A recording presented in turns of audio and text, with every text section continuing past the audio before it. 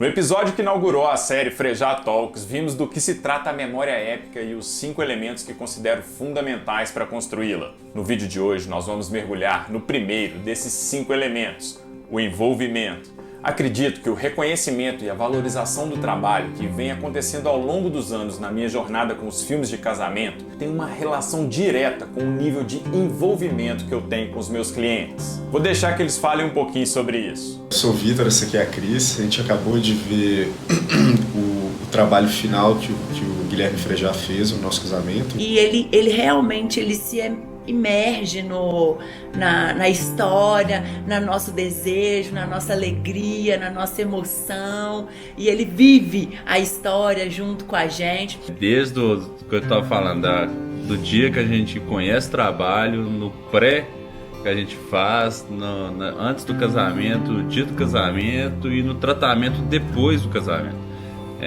O Gui, ele tem um jeito de criar um laço com a gente, criou um laço, né?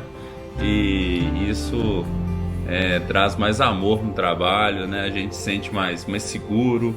A gente via ele fazendo as filmagens no casamento, no make-off do casamento, a alegria dele de captar as imagens, a alegria dele de viver aquela sensação toda junto com a gente. E acho que o diferencial do trabalho dele pra gente foi que ele realmente entrou de cabeça nas nossas histórias. Ele não faz o vídeo dele não é um vídeo igual de todo mundo, ele realmente faz questão de te conhecer e virar uma pessoa próxima. Desde o início da contratação foi assim, a gente conversou muito, a gente tomou café junto.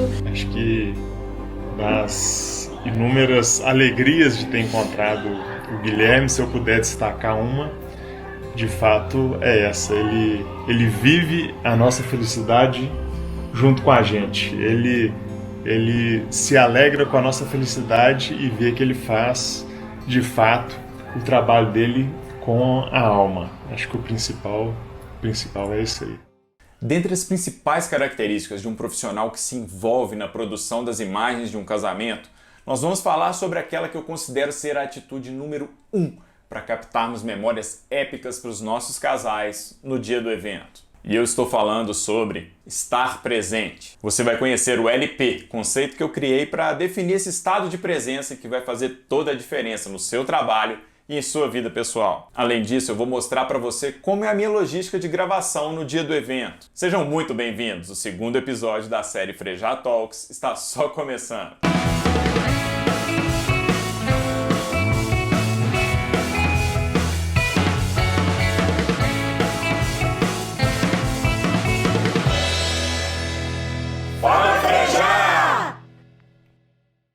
Precisamos estar verdadeiramente presentes em cada experiência que vivemos, em cada tarefa que executamos, mas devido ao excesso de informações, sobretudo por causa desse cara aqui, nunca foi tão difícil para nós seres humanos nos conectarmos de forma plena com o momento presente. E só existe uma maneira de estarmos verdadeiramente conectados com o momento que estamos vivendo: de corpo e alma. Infelizmente, eu vejo profissionais nos eventos que muitas vezes estão ali só de corpo. Isso já aconteceu algumas vezes dentro da minha própria equipe, principalmente depois que começou esse lance de stories no Instagram.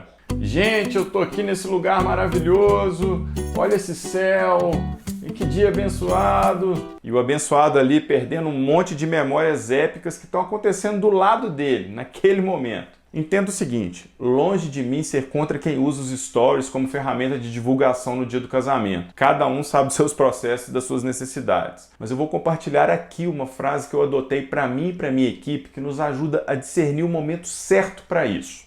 Faça stories, desde que não prejudiquem a história que você irá contar. Muito tem se falado sobre essa questão de estar presente, mas o conceito que mais me tocou nesse sentido foi criado por Paulo Vieira, presidente da Febracis, que é considerada a maior instituição de coaching do mundo. Ele chama esse estado de presença de V0 e o define da seguinte maneira: V0 é estar de corpo e alma em cada situação da vida, vendo, ouvindo e sentindo tudo o que lhe acontece, e assim conectando-se com a alma do outro. Quando eu vi isso pela primeira vez, eu tive uma daquelas viradas de chave que temos na vida e que mudam a gente para sempre. Bom, mas eu gosto de chamar esse estado de presença de LP, que seria a abreviação de Live the Present, Traduzindo do inglês para o português seria viver o presente. Falei, mas o que esse vinil tem a ver com isso? LP significa long play e esse termo ele foi criado para referenciar o antigo disco de vinil. E tem uma característica do vinil que tem muito a ver com esse estado de presença. Eu me lembro que quando eu era criança, na sala da minha casa tinha um toca-discos desse na estante.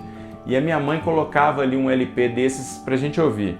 Aí ela punha o braço da agulha na primeira faixa, a gente ouvia todo o lado A para em seguida virar o vinil e ouvir todo o lado B. Não tinha um controle remoto ou um botão que permitisse que a gente mudasse a música ou repetisse. A gente tinha que parar para ouvir o disco.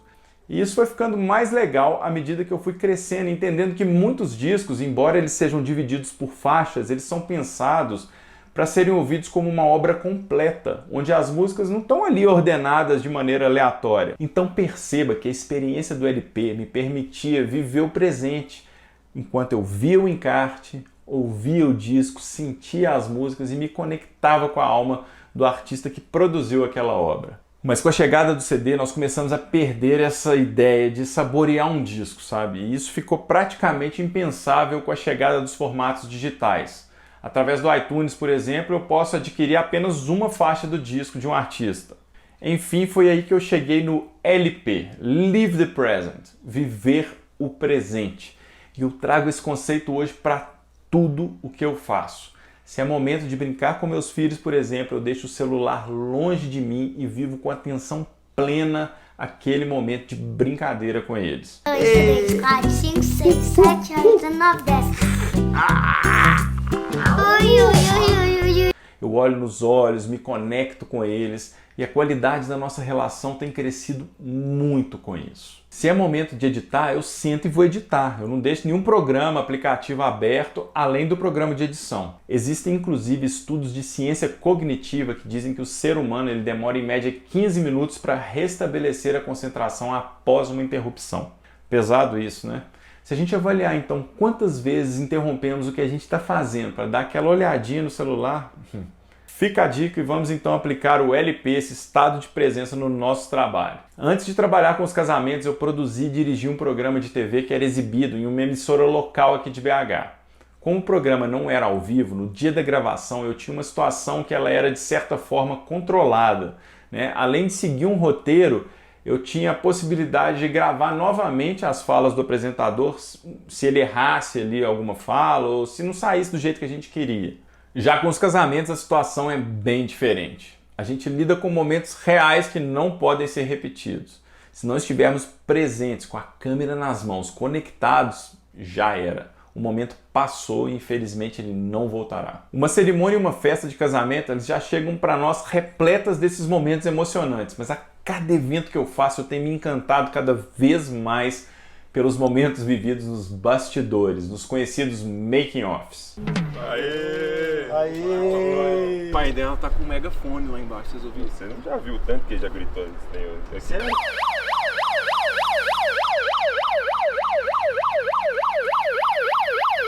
Olha o carro passando na sua rua. A pamonha fresquinha, vamos aproveitar. E eu quero te revelar agora como que é a minha logística no dia do casamento e como eu faço para tentar estar presente nos locais onde cenas importantes podem acontecer.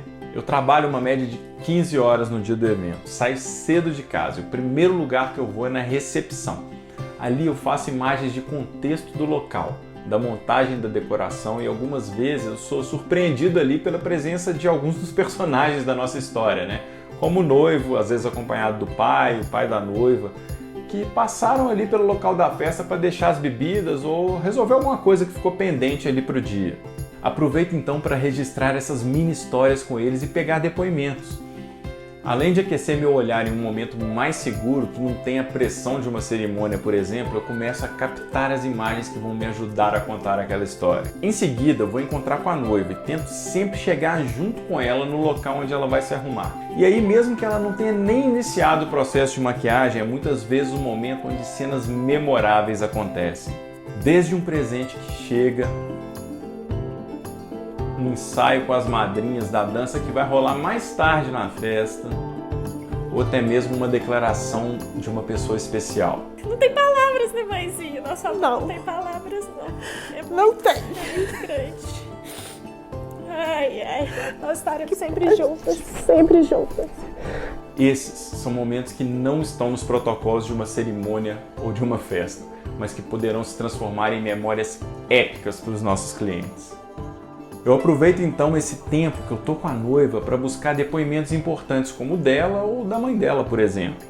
E aí eu tento estar por perto com um olhar atento a possíveis eventos que podem acontecer a qualquer momento. E aí, para que em seguida eu possa me encontrar com o noivo, eu aguardo a chegada de um cinegrafista da minha equipe que vai terminar o making da noiva para mim. Eu gosto de passar por todas as etapas durante o dia do casamento, porque assim eu tenho a chance de estar presente ao lado do casal.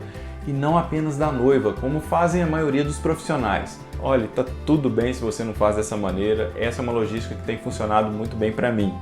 Além de estar ao lado do casal antes da cerimônia, eu tenho ali a chance de imprimir o meu olhar em cada uma dessas etapas. E o noivo, ele fica especialmente feliz em saber que sou eu que vou fazer as cenas dele. A gente já criou um vínculo que iniciou lá atrás, antes mesmo do pré-wedding. E assim eu consigo deixar ele muito à vontade com a minha presença. É claro que essa logística dá muito trabalho, sobretudo quando cada um desses eventos dos bastidores acontece em um lugar diferente. Mas vale muito a pena, porque quando a gente está presente, parece que as histórias elas chegam pra gente. Somos presenteados ali por algo maior, com momentos únicos pra gente eternizar. Obrigada, Jorginho. Estamos ao vivo para falar desse casamento mais esperado do ano, nesse espaço maravilhoso. Aqui estão as nossas madrinhas, todas lindas, exuberantes. Ainda a paisana, como vocês podem ver, todas de flores. Ele tem que casar com a noiva. Eu sou o pai da noiva. E vai casar. Não tem jeito. Não deixe fugir de jeito nenhum. Olha, eu espero de coração que esse conteúdo possa ter contribuído de alguma forma em sua jornada. Na próxima semana, nós vamos continuar esse mergulho no envolvimento. Eu vou abrir o programa de edição para mostrar cenas dos bastidores de um casamento real e te revelar de uma maneira muito prática como eu faço para captar memórias épicas para os meus clientes nos conhecidos making-offs. Chegamos ao fim do segundo episódio do Frejá Talks e caso você esteja assistindo pelo YouTube, não deixa de se inscrever aqui no canal. E se você estiver vendo pelo IGTV, compartilhe esse vídeo enviando o aviãozinho para alguém que possa ser beneficiado por esse conteúdo. Muito obrigado por me acompanhar e fique ligado que o melhor está por vir. Paz, sabedoria e um forte abraço.